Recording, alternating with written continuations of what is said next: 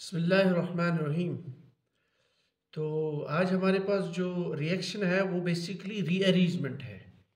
यानी अभी तक जितनी भी नेमिंग रिएक्शंस इस पूरे सीरीज़ में हुई है उन्हीं नेमिंग रिएक्शंस में एक पार्ट है रीअरेंजमेंट। ऑलरेडी एक रीअरेंजमेंट हम कर चुके हैं पिछली सीरीज़ में, दैट वाज फ्राइज रीअरेंजमेंट। ठीक है, तो आज से जितने भी तकरीबन 5-10 अभी पेंडिंग है reactions, so they are basically the naming rearrangements.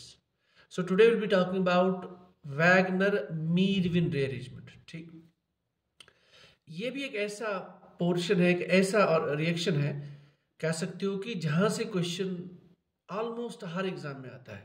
ठीक है, okay will begin.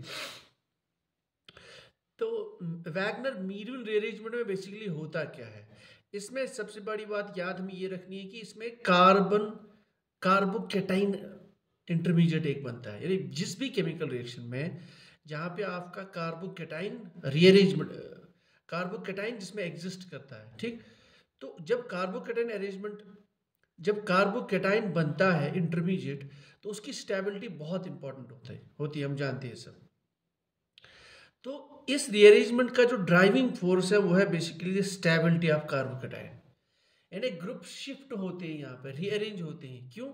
So as to make the carbocation more stable. ठीक है, इसमें होता है 1-2 सिग्माट्रोपिक अरेंजमेंट, या आप कह सकते हो 1-2 शिफ्ट।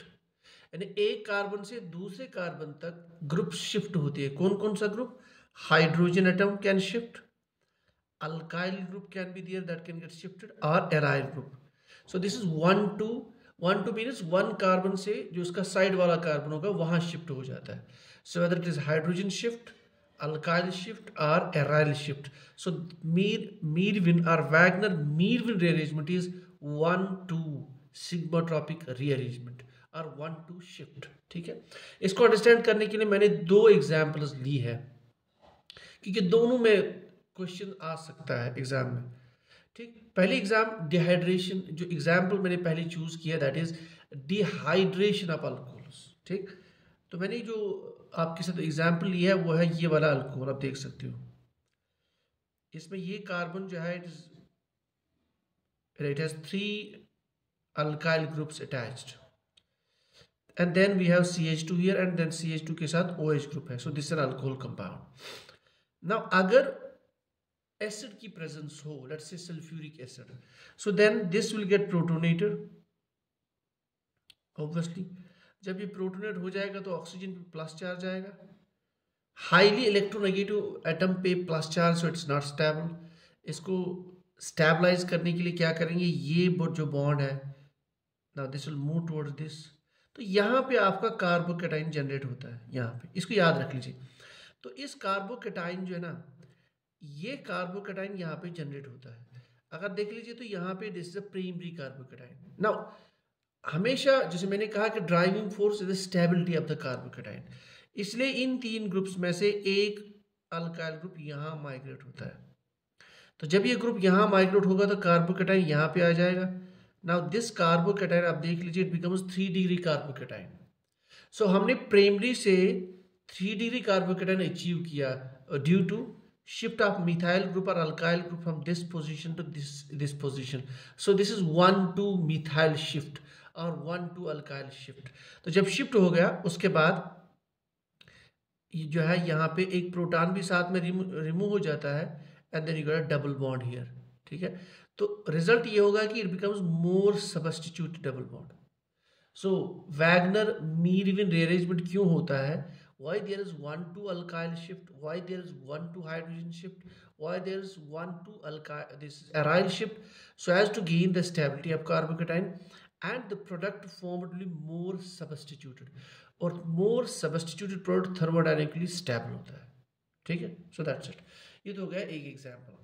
और एक एग्जाम्पल हम ले सकते हैं यहाँ पे, that is nucleophilic substitution 1 of alkyl halides। Same मैंने सिमिलर टाइप का कंपाउंड लिया है, बस फर्क ये कि यहाँ पे मैंने ब्रोमाइड लाया है। So this alkyl halide. Let's say we have in the medium we have a nucleophile, any nucleophile, hydroxyl, methoxy, something like that. So ये ब्रेक हो जाएगा, ये निकल जाएगा। It's an SN1 reaction, so SN reaction में carbocation बनता है। So now ये आ जाएगा, ये वाला nucleophile. Normally it should come here, लेकिन आप देख लीजिए यहाँ ये प्रोडक्ट नहीं बना है, यहाँ मिथाइल ग्रुप इस पोजीशन पे आया हुआ है। क्यों? यहाँ पे प्राइमरी कार्बोकेटाइन बन रहा था, तो इसके साइड में हमारे पास 3 मिथाइल ग्रुप्स है, तो ये वाला मिथाइल ग्रुप यहाँ शिफ्ट हो गया। सो this is 1,2 methyl shift. When it is a 1,2 methyl shift, तो यहाँ पे प्लस चार्ज आ गया। जब यहाँ प्लस चार्ज आएगा तो न्यूक्लियोफाइल फिर यहाँ पे आ जाएगा। So then you have this type of compound formed. So this is another example of 1,2 alkyl shift or example of Wagner-Meerwin rearrangement। ठीक है, अब इसमें जो आपके जो लेक्चरशिप में एग्जाम में कोई एक तो इन दो पोर्शन में क्वेश्चन आ सकता है, ठीक है, कि कौन सा product is will be more formed, this product likely और दिस प्रोडक्ट। ठीक है, तो you have to see the stability of carbocation and then obviously more substituted product in case of alkenes. ठीक है, लेकिन कभी कभार अगर साइक्लिक कंपाउंड हो, जैसे एक एग्जांपल मैंने लिए यहाँ पे शॉर्टकट में, वैसे मुझे तो कम चांस लग रहा है कि साइक्लिक कंपाउंड से इस एग्जाम में पूछा जाएगा, बट देन हमें इसके लिए भी माइंड रेडी रखना चाहिए। Let's say this is a compound, यहाँ पे एक साइक्लोब्यूटेन रिंग है और यहाँ पे OH है। अगर हम इसमें सल्फ्यूरिक एसिड डालते हैं सोल्यूशन में, so obviously this will get protonated, oxygen will get plus charge, then obviously this will move to remove the water। now यहाँ पे कार्बोकेटाइन बन जाता है, तो कार्बोकेटाइन के लिए ये जो रिंग है ना, ये इधर शिफ्ट हो जाती है, यानी CH2 portion. So this basically CH2 type shift. ठीक, इससे क्या आपका 5 मेंबर्ड रिंग बन जाती है, और साथ में जब आपने इसको रिमूव किया तो यहाँ प्लस चार्ज आ जाता है, और फिर यहाँ से हाइड्रोजन रिमूव करके आपको डबल बॉन्ड बन जाएगा। So this compound can be formed. एक चीज लाइकली अगर आपकी मीडियम में न्यूक्लियोफाइल प्रेजेंट है, जैसे ही आप इसको रिमूव करोगे, ठीक, let's say this was a bromide group present, जैसे ये रिमूव होगा तो ये रिंग एक्सपैंड होगी। जब रिंग एक्सपैंड होगी तो इधर प्लस चार्ज आएगा, तो न्यूक्लियोफाइल इधर अटैक करेगा, तो आपका ये प्रोडक्ट बन सकता है। तो ऐसे ही Wagner Meerwein rearrangement ring expansion is also possible. तो ये सारी चीज़ें हमें माइंड में रखनी है।